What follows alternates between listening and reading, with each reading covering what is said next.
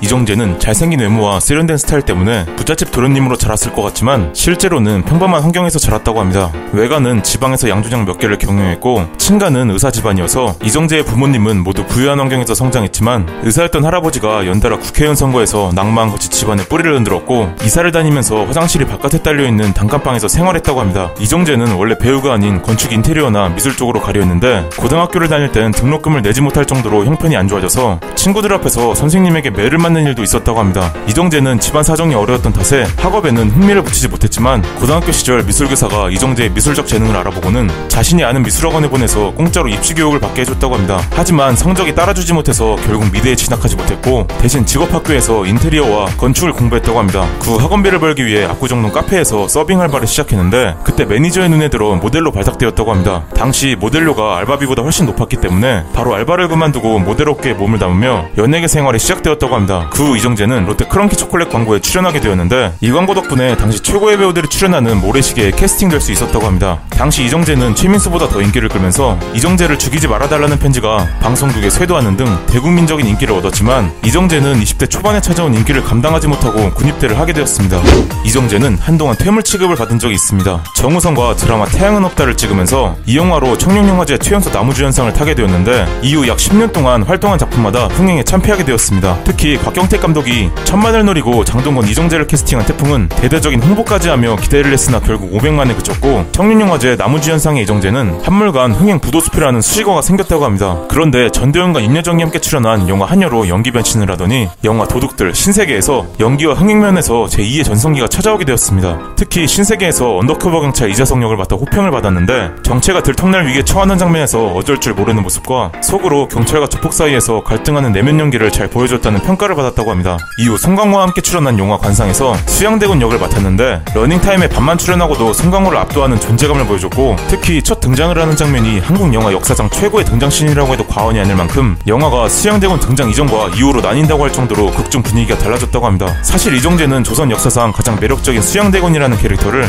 놓칠까봐 전전긍긍할 정도로 캐릭터에 욕심이 있었다고 합니다. 처음에는 이정재 본인조차 수양대군이 자신에게 어울리지 않는다고 생각했고 이정재의 아버지 또한 네가 무슨 수양대군 이미지를 갖고 있냐며 말렸다고 하는데 결국엔 역사상 최고로 섹시한 수양대군이라는 평을 받게 되었습니다. 이후 영화 암살에서 임시정부를 배신한 염석진으로 출연했는데 역할을 위해 무려 15kg이나 감량했을 정도로 염석진에 몰입했고 조진웅의 증언에 따르면 밥을 먹을 때도 김치를 물에 씻어 먹는가 하면 하정우가 촬영 후 술을 마시자고 꼬드겨도 끝까지 술 한 방울 마시지 않았다고 합니다. 게다가 염석진의 불안하고 날카로운 심리를 표현하기 위해 무려 48시간 동안 무술면 상태에서 촬영을 진행했다고 합니다.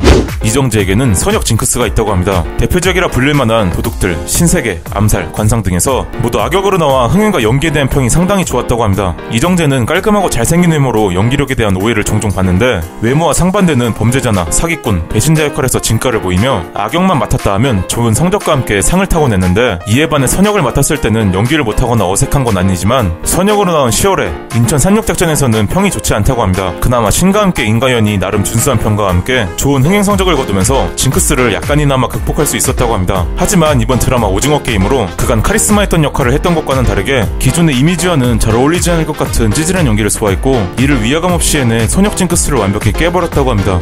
이정재는 일마레라는 이태리 레스토랑을 대학로에서 운영한 적이 있습니다. 당시 이정재는 전지현과 함께 출연한 영화 10월에서도 전지현이 살던 집의 이름을 일마레라는 식으로 홍보하게 됐는데 이정재의 팬들이 가게를 도와줄 겸해서 팬미팅을 일마레에서 하게 되었다고 합니다. 팬들이 가서 음식을 이것저것 시켜먹고 있었는데 이정재가 호련히 나타나 팬미팅을 하더니 이름도 듣도 보도 못한 와인을 여러 병 시켜놓고 사라졌다고 합니다. 팬들은 당연히 이정재가 자신들을 위해 사준 와인인 줄 알았지만 다 먹고 나서 팬들은 1인당 30만원이나 되는 계산서를 받았고 이 사건으로 이정재의 실망한 팬들은 언론사에 제보를 하기도 했는데 하지만 이는 당시 상황에 대한 팬들의 일방적인 주장일 뿐이라고 합니다. 당시 팬미팅 장소에 최소 5명 이상의 팬들이 있었을 것으로 추측되지만 그 누구도 1인당 30만원에 대한 카드 영수증에 대한 증거가 없었고 일말의 가장 비싼 와인의 가격도 10만원 중반에 해당됐기 때문에 단일 메뉴가 최대 3만원이 넘지 않는 음식값을 포함해서 1인당 와인 2병씩을 먹지 않은 이상 30만원이 나올 수 없는 금액이었습니다. 이런 사건을 접한 네티즌들은 팬들을 뒤통수 친 거나 다름없다. 팬들을 호구로 아는 것 같다.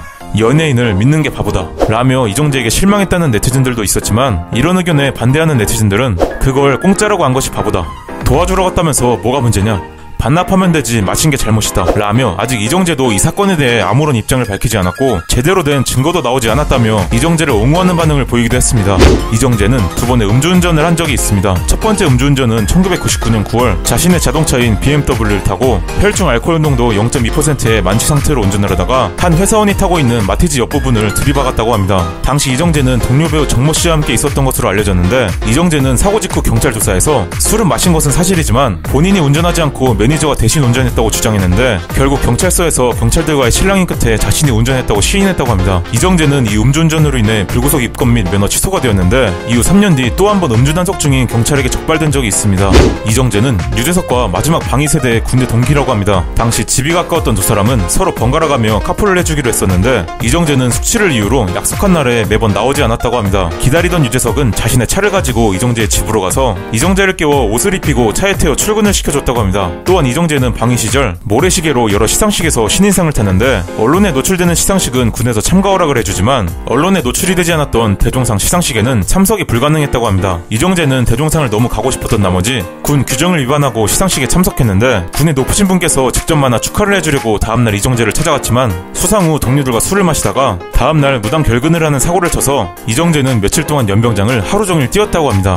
이정재는 신세계와 관상으로 인기가 하늘을 치솟아 있을 때 데뷔 20주년을 맞아 한국영상자료원에서 이정재를 위한 특별전을 연 적이 있습니다. 원래는 관객들과 영화에 대해 토론하는 심도 높은 자리였지만 관객 절반 이상이 여성들이다 보니 팬미팅으로 변질되었다고 합니다. 이정재는 팬들과 출연작에 대해 이야기하거나 노래도 부르고 즉석으로 걸어달라는 팬들의 요구에도 걸어주는 등의 최고의 팬 서비스를 보여주었고 이정재는 직접 준비한 클레이 비누를 일일이 팬들에게 선물을 하며 포옹을 해주었는데 팬들과의 포옹이 끝난 후 이정재의 수트 상의 한쪽 부분이 온갖 화장품으로 범벅이 되어 하얗게 색이 변해 있었다고 합니다. 이후 영화 암살 개봉 당시 관객 수 815만 명이 넘으면 프리어그를 하겠다고 공약을 했는데 불과 3주도 되지 않아 관객 수 815만 명을 돌파했고 100여 명이 넘는 팬들과 함께 프리어그 행사를 하며 공약을 이행했다고 하는데 적극적인 팬들과 포옹해준 결과 또다시 수트 상의가 화장품 범벅이 되었다고 합니다. 이정재와 정우성은 연예계에서도 알아주는 절친이라고 합니다. 드라마 태양은 없다에서 만난 정우성과 이정재는 같이 CF에도 출연하고 술도 마시는 인생의 동반자 같은 사이로 청담동 부부라고 불린다고 합니다. 둘 사이에게는 서로 말하지 않아도 통하는 무언가가 있다고 하는데 아이러니한 것은 그렇게 친한데도 아직까지 말을 놓지 않고 있고 최근에는 삼성동에 건축되는 고급 빌라에 같은 층에 입주했다고 합니다.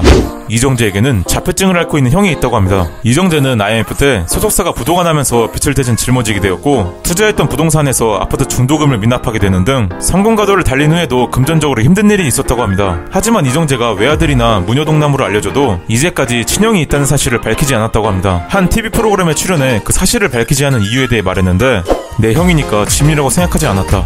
그것은 그냥 가족의 삶이라고 생각했다. 살면서 그 정도로 안 힘들어 본 사람은 없다. 그런데 유독 자기만 힘들었던 것처럼 과거를 끄집어내 말하면서 동정표를 유도하는 사람들이 있다. 개인적으로 썩 좋아하지 않는다. 누구에게나 개인적인 스토리는 있고 그 강도는 지극히 주관적인 것이다 라며 본인은 이런 얘기를 하는 것을 좋아하지 않는다고 밝혔습니다.